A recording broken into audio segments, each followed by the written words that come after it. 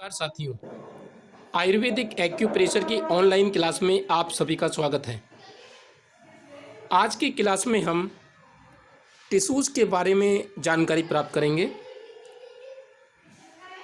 आप जानते हैं कि मनुष्य भोजन खाता है, तो उस भोजन से मनुष्य को तेज मिलता है और एनर्जी मिलती है। इसी भोजन से मनुष्य के अंदर अष्ट धातुओं का निर्माण होता है। जब मनुष्य भोजन करता है तो उससे रस बनता है, रस से रक्त बनता है, रक्त से मांस, मांस से मेद, मेद से अस्थि, अस्थि से मज्जा और उसके बाद शुक्र। तो इस तरीके से जब सब कुछ सही होता है तो आदमी के अंदर अपना खुद का एक तेज होता है, ओजस होता है। और इन धातुओं का जब सही प्रकार से बनते हैं तब मनुष्य स्वस्थ रहता है। यहाँ पर जब रस की क्वालिटी अच्छी होगी तो रक्त भी अच्छा बनेगा।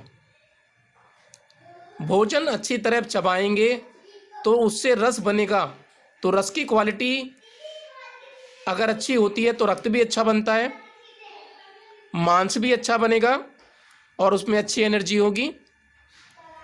मेद यानी कि चर्बी अच्छी बनेगी, अस्थि हड्डियाँ अच्छी बनेंगी, बोन का निर्माण अच्छा होगा और बोन मेरो, शरीर में बोन मेरो जो हड्डियों के अंदर होता है मज्जा, वह भी अच्छा बनेगा।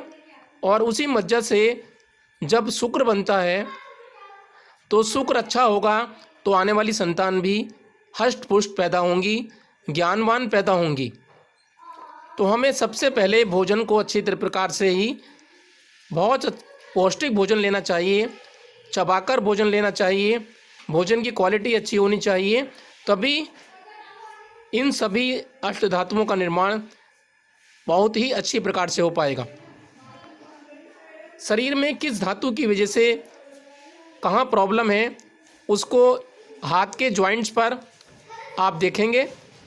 सभी उंगलियों के मिडिल जॉइंट पर, बीच वाले जॉइंट पर टिश्यूज को रखा गया है और इन अष्ट धातुओं का स्थान मिडिल जॉइंट पर है।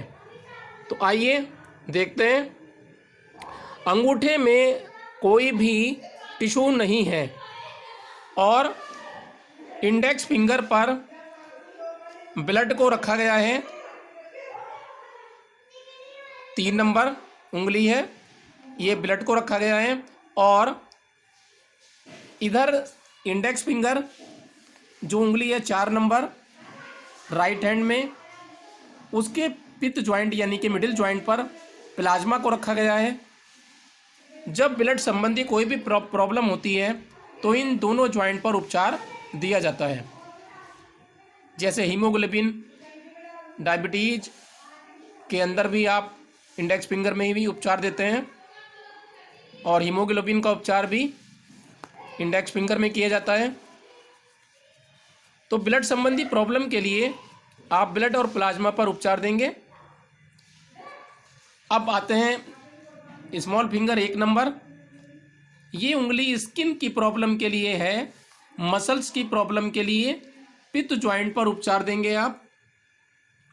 तो पित्त ज्वाइंट पर आप मसल्स और स्किन संबंधी बीमारियों का इलाज करेंगे।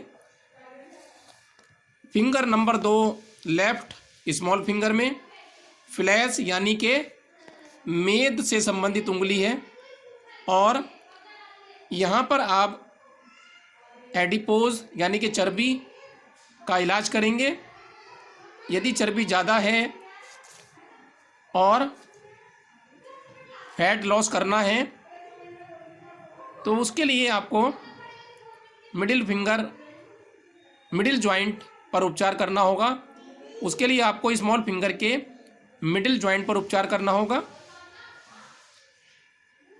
अब आते हैं हम, ये 6 नंबर की उंगली है, यहाँ पर बोन मैरो को रखा गया है। बोन मैरो होता है अस्थि मज्जा, ये हड्डियों के अंदर होता है और अस्थि मज्जा के साथ ये 6 नंबर उंगली रिंग फिंगर लेफ्ट में और राइट रिंग फिंगर में बोन को रखा गया है। हड्डियों की किसी भी प्रॉब्लम में बोन और बोन मैरो का इलाज किया जाता है। तो we treat bone and bone marrow joint in bone problem.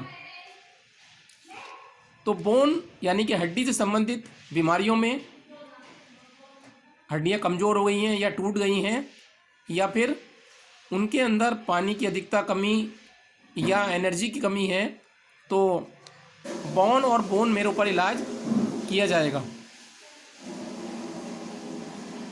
उसके बाद मिडिल फिंगर में, लेफ्ट मिडिल फिंगर में पित्त ज्वाइंट पर रिप्रोडक्टिव टिश्यू को रखा गया है। रिप्रोडक्टिव टिश्यू आदमी के अंदर शुक्र और लेडीज के अंदर ओवा यानी कि अंडे जो टिश्यू होते हैं रिप्रोडक्टिव, उनको रखा गया है।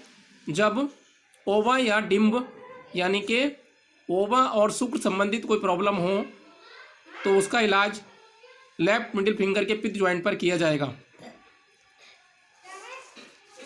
अच्छी प्रकार का शुक्र बने पुरुषों में और महिलाओं में अच्छी प्रकार के अंडे का निर्माण हो, ओवा का निर्माण हो, उसके लिए पित्त ज्वाइंट पर इलाज करना होगा। ये 8 नंबर की उंगली राइट मिडिल फिंगर पर ओजस, ओजस माने तेज होता है। चेहरे पर तेज बोलते हैं कि इस आदमी के चेहरे पर बहुत शाइनिंग है, तेज है, ओजस है। तो ओजस को बढ़ाने के लिए, तेज को बढ़ाने के लिए, चेहरे पर चमक को बढ़ाने के लिए 8 नंबर की उंगली राइट मिडिल फिंगर के पित्त ज्वाइंट पर इलाज करना होगा। तो दोनों अंगूठों पर कोई भी टिश्यू नहीं रखा गया है और ये 8 धातुएं इन उंगलियों पर आ जाती हैं, जिनका इलाज आप आयुर्वेदिक एक्यूप्रेशर के अंदर सरलता से कर सकते हैं।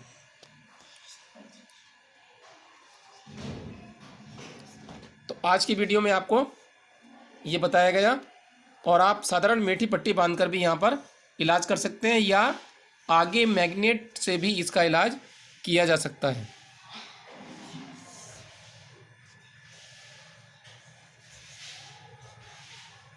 तो आज की वीडियो में इतना ही। अगली वीडियो में एक बार फिर, तब तक के लिए नमस्कार।